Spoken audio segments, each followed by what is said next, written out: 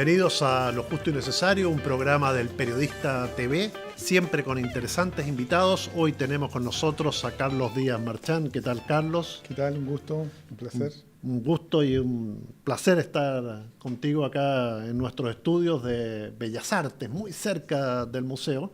Carlos es presidente del Regional Metropolitano del Colegio de Profesores desde el año 2017. 17, sí. Comenzamos en enero del año pasado. 17. Un año y medio en el cargo. Un año y medio ya en el cargo como presidente. Sí. Ya eres un personaje histórico dentro del colegio. Estamos haciendo ahí, obviamente, lo que se puede dentro del gremio para mejorar las condiciones de las profesoras y profesores de todo Chile. Usé la palabra histórico porque hay una deuda, Carlos, Sí, pues, que está ahí, que ustedes han llamado la deuda histórica, y que sigue ahí.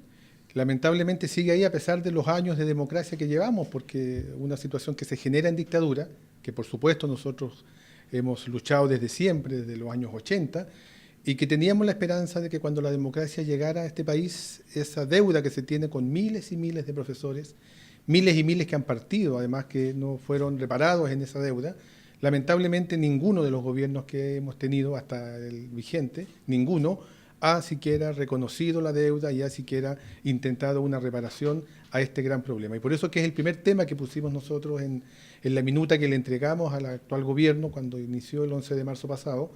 Y ahí estamos, todavía no tenemos un reconocimiento y por tanto no hay respuesta positiva a lo que hemos venido planteando sobre la deuda. Es decir, sobre esta minuta y sobre ese tema en particular, ¿no lo han respondido o no lo han respondido sobre toda la minuta? No, sobre los 10 puntos que nosotros pusimos en la minuta y que son en este caso el petitorio, como lo hemos llamado, hubo respuesta formal después de varias reuniones hace pocas semanas atrás, en donde la verdad es que una respuesta bastante paupérrima, que a la mayoría de los puntos dice muy poco o nada. Y particularmente respecto al tema de la deuda histórica, señalan de que es un tema que desde la legalidad a ellos, en realidad, en este caso como gobierno, no les concierne porque ya es un tema que está ya prescribió. Esa es un poco la respuesta que ellos dan y por tanto no se hacen cargo de lo que en justicia en nuestro juicio corresponde, porque además aquí hay pronunciamientos tanto de la OIT y de otras instancias internacionales que dan cuenta de que Chile debe de hacerse cargo de esta situación. ¿Ustedes habían hecho alguna expectativa favorable a que el ministro pudiera responder otra cosa que esa, el ministro Varela? Bueno, la verdad es que primero uno sabe la realidad y entendemos con mucha claridad lo que significa el actual gobierno en nuestro país. Sabíamos que era difícil. No obstante, el tema de la deuda histórica estuvo planteado y en su momento incluso el candidato Piñera lo planteó como una posibilidad de discutir y ver en el futuro, cuestión que ahora es cuando llegó lo que en ese momento era el futuro. Y por supuesto que hubiésemos esperado que esta situación no hubiese sido zanjada en otros gobiernos, no en el actual. Pero como tampoco los anteriores han estado a la altura, nosotros vamos a seguir luchando y vamos a seguir exigiendo que esto sea pagado, que esto sea reparado como corresponde, porque en justicia a estos miles de docentes les corresponde. Claro, porque el gobierno debe decir, si los otros no lo resolvieron, ¿por qué lo vamos a hacer nosotros? Claro, pero en el estricto rigor, desde nuestra perspectiva, aquí lo que está en juego es fundamentalmente la necesidad de reparar un hecho histórico, un hecho que se produjo, un hecho que bajo todas luces se dio. Es más, yo quiero señalar que, por ejemplo, el gobierno anterior hizo un catastro y entregó el listado de los profesores a los cuales se les adeuda esta famosa deuda histórica, ¿ya? Por tanto, existe hoy día el listado, sabemos quiénes son los que lamentablemente hoy día no están porque han partido, están muertos, pero aparte del listado no entregó nada más. Pero la entrega del listado es al menos ya un reconocimiento de que existe un hecho concreto de deuda para estos profesores. En lo más humano, ¿qué significa que un profesor hoy día cobre parte de esa deuda histórica?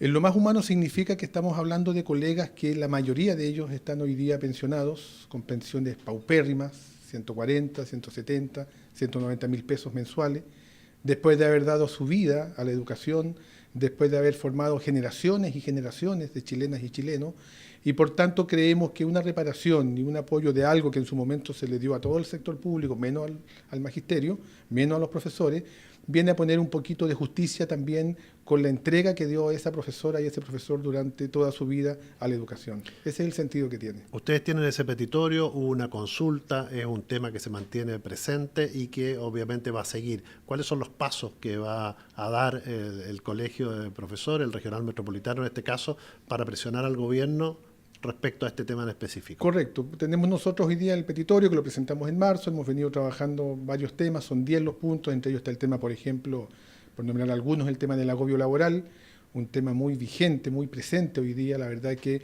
Quienes somos profesores sabemos muy bien lo que significa hoy día trabajar y ejercer nuestra profesión en los espacios escolares. La cantidad de trabajo inútil, de trabajo burocrático, de llenar papeles y papeles, ha ido consumiendo cada vez más nuestra labor. Cada vez tenemos menos tiempo y espacio para trabajar con nuestros niños y jóvenes, que es lo que debiera de preocuparnos fundamentalmente. Y por ello que hemos acuñado el término de, en este caso, todo lo que significa hoy día este trabajo inútil que se hace, y por eso que hablamos de agobio laboral.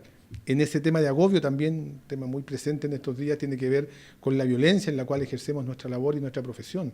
Cada día son más la cantidad de profesores que reclaman y que dan cuenta y denuncian situaciones de golpes, situaciones de atropellos, situaciones de ofensa, situaciones de maltrato físico, psíquico, de palabra, y eso también da cuenta de que aquí no hay un Estado que se haga presente en cómo resolver esos temas. Por eso que el tema del agobio en general lo tenemos presente como uno de los puntos que también estamos planteando.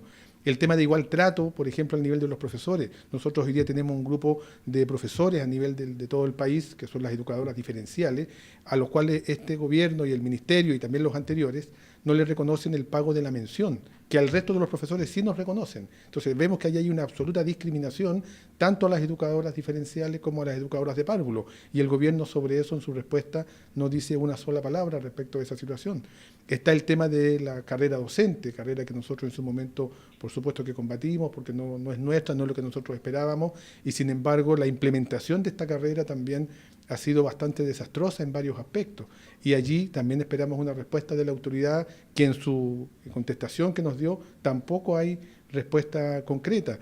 Está el tema de la nueva educación pública o los famosos servicios locales de educación, que era una demanda sentida por el gremio, por los profesores. Nosotros sabemos que la municipalización que implementó en su momento la dictadura está absolutamente fracasada. Hoy día la mayoría de los municipios en todo el país están absolutamente sin recursos, y por tanto creemos que se hacía necesario y fundamental un cambio radical respecto de ese tema y una nueva forma de administrar las escuelas. Y para nosotros esa forma era la vuelta de los colegios al Estado. Eso era lo que nosotros pedíamos desde siempre, históricamente. Y sin embargo se genera esta ley que se llevó a cabo en la última parte del gobierno anterior y que tampoco era lo que nosotros esperábamos. Entonces también creemos que allí deben de haber cambios importantes, profundos, para que el Estado verdaderamente se haga cargo de la educación y no dependamos de instancias que son unos híbridos, que no es el Estado, no son privados, pero tampoco es el Estado, pero con el mismo sistema de financiamiento que heredamos de la dictadura, con las mismas condiciones en las cuales hemos venido trabajando ya desde hace muchas décadas.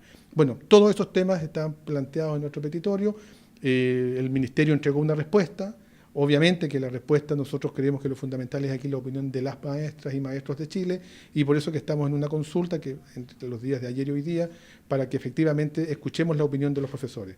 Si mayoritariamente los profesores rechazan esta respuesta, que es lo que creemos, porque la verdad es que la respuesta es bastante mala, bastante paupérrima, nos vamos a comenzar a movilizar fuertemente por nuestras demandas y para que este gobierno obviamente cumpla muchas de las promesas que hizo cuando se presentó respecto de que iba a mejorar ostensiblemente la educación pública de nuestro país. Carlos, ¿usted siente? Porque en el fondo uno ve el tema de la educación está presente en todos los debates.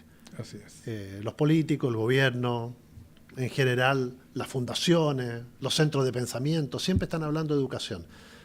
Pero ese debate muchas veces no los contempla ustedes. Uno de los eslogans justamente es: las reformas se hacen con los profesores. ¿Ustedes están sintiendo que cada vez se los escucha menos para la reforma educacional? Lamentablemente las políticas educativas que se han implementado en nuestro país ya desde hace muchos años se han hecho a espalda de los profesores, claramente a espalda de los maestros. O sea, aquí no hemos sido nosotros los que hemos sido considerados. Aquí en las políticas educativas han primado otros referentes.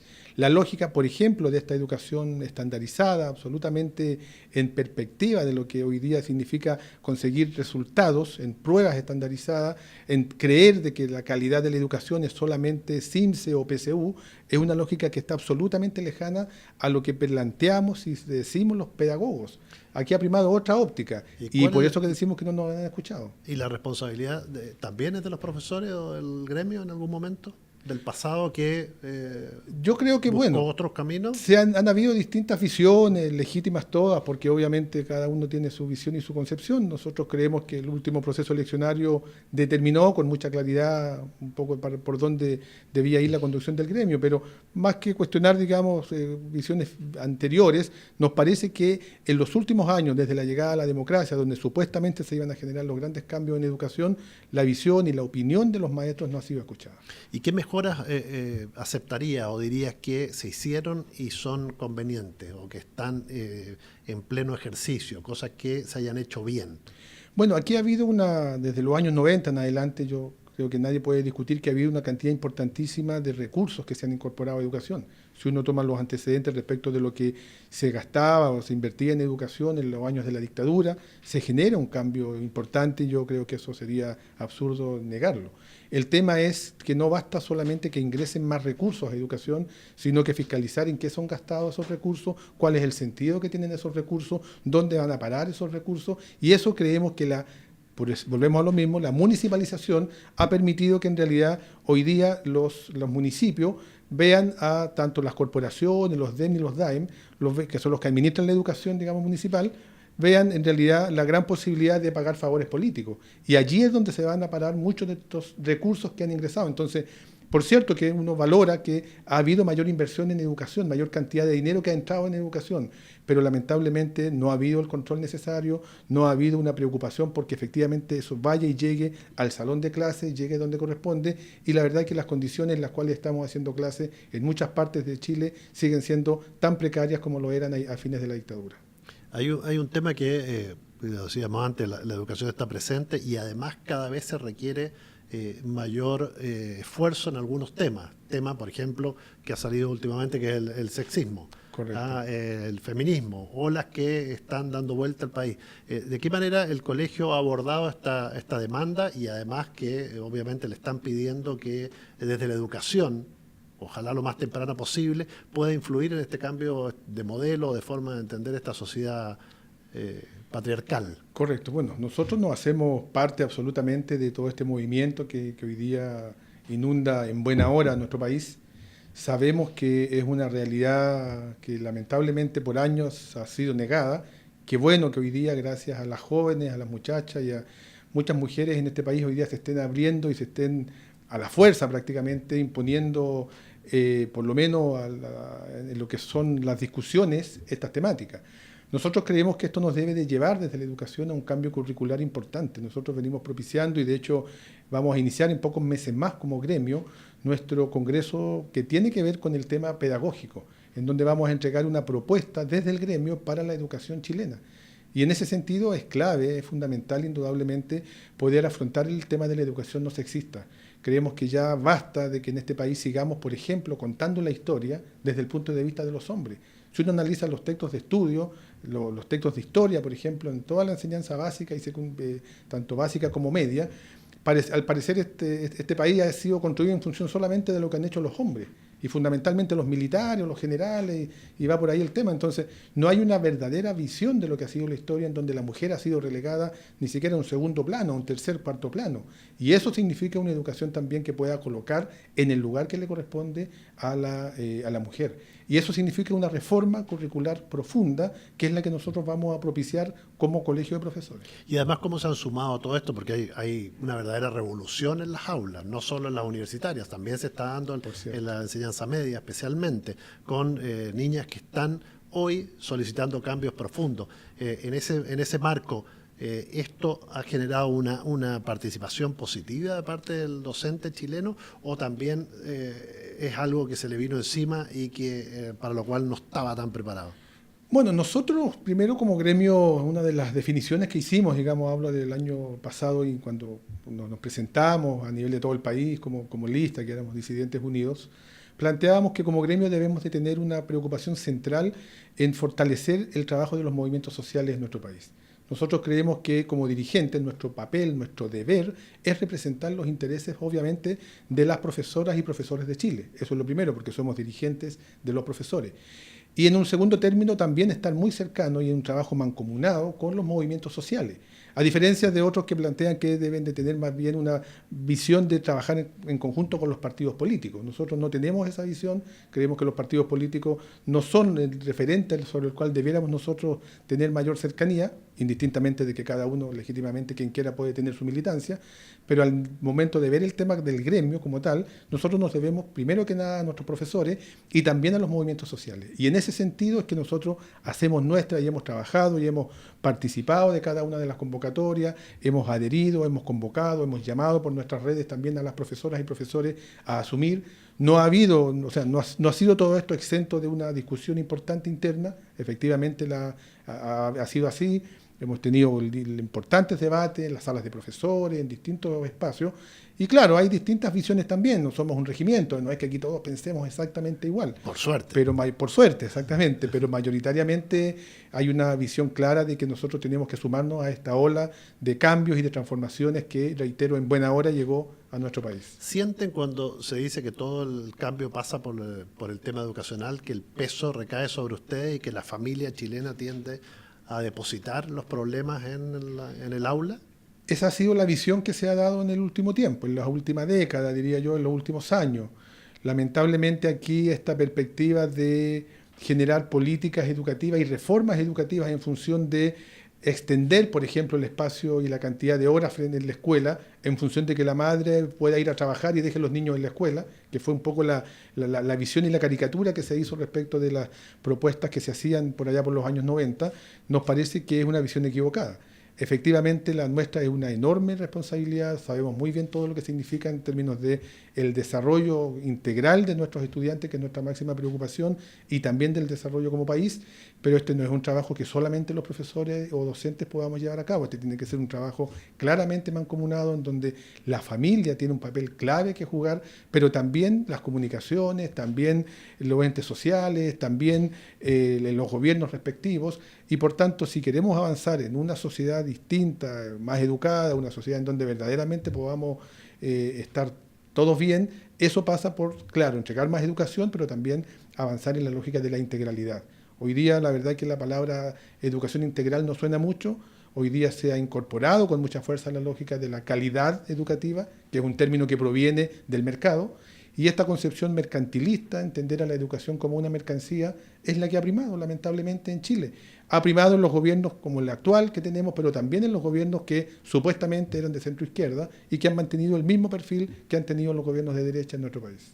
Hay otro tema que estamos en un cambio de era, ¿no? Donde la tecnología parece que va a reemplazar al ser humano, donde vamos a tener la robótica muy presente, donde ya sabemos que los niños desde muy pequeños están manejándose en el tema de Internet, etcétera, que hay una serie de cambios. ¿Cómo se asumen ustedes como gremio eso y de qué manera creen que eso influye sobre la formación de los menores en los siglos? Porque en las décadas que vienen, porque esto es algo que hoy cualquier adelanto que hagamos parece que va a quedar atrasado a los 60 días, no a los 10 años, a los 60 días.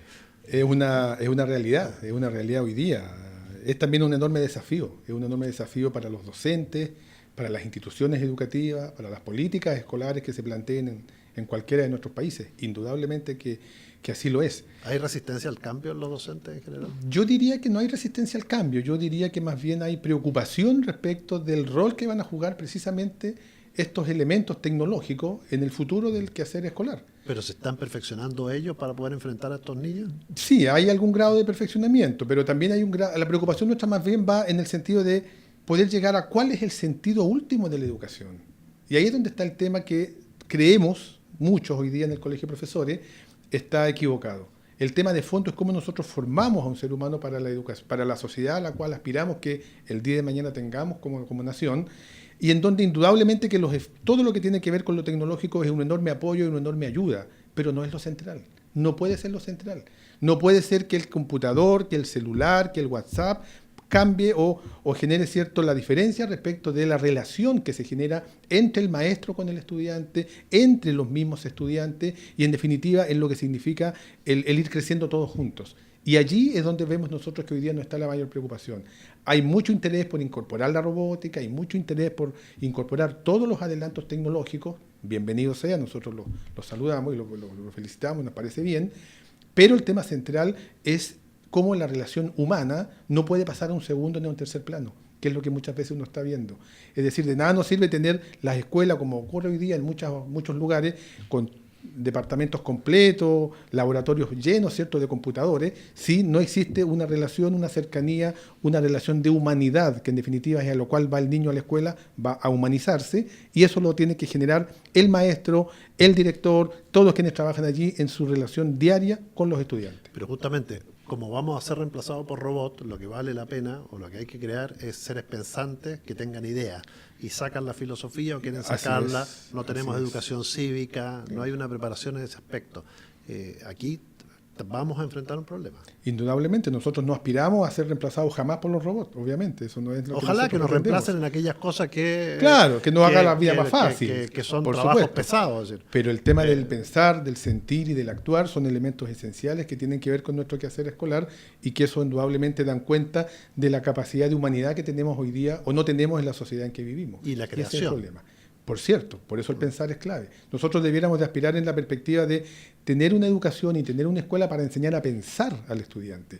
Ese debería ser el sentido fundamental. Ya pasaron los años en que la escuela se dedicaba a que el niño repite y repite y repita como perico, digamos. No, aquí el tema central es cómo el niño puede pensar, reflexionar, compartir con sus demás compañeros todo aquello que está viendo y que está viviendo. Ese es el tema de fondo que debiéramos de nosotros trabajar, junto con el sentir y el actuar, donde los afectos son esenciales. Y sin embargo, hoy día tenemos un sistema que está centrado en que solamente el niño responda a pruebas estandarizadas, saque buenos resultados, porque con eso yo levanto las banderas de que soy la mejor escuela. La lógica de competitividad que hoy día existe en el sistema educativo chileno le ha hecho demasiado daño a la educación. Ese es el tema de fondo. Nos pasamos compitiendo todo, porque hay un sistema que nos hace competir. Compite la escuela de aquí con la de la esquina.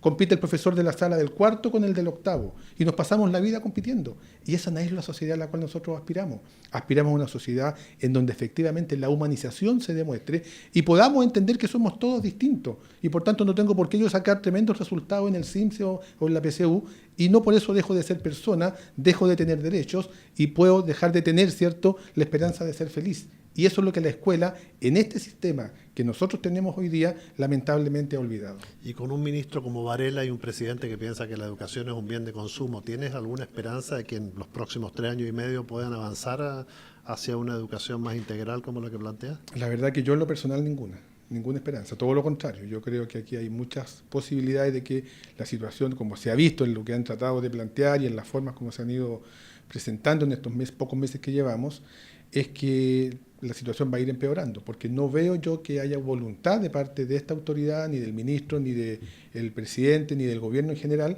para que esta lógica, que no tiene que ver con la lógica de consumo, que no tiene que ver con la educación mercantil que hoy día existe, sea siquiera cambiada. No veo ni una posibilidad. Hay sectores de la UDI, esto ya en educación superior, que no te compete tanto, pero que me imagino tienes una opinión, que han planteado que alumnos que participen en destrozos o tomas con violencia, etcétera, sean penalizados quitando la gratuidad en el sistema universitario. ¿Qué opinas al respecto? Bueno, totalmente contrario a esa perspectiva y a esa visión que plantea la UDI. Siempre trata de dar respuesta a los problemas en función de los temas que tiene que ver con criminalizar, digamos, al joven, al muchacho, no va al tema de fondo. Primero, yo creo que claramente el tema de la gratuidad es un derecho al cual tenemos.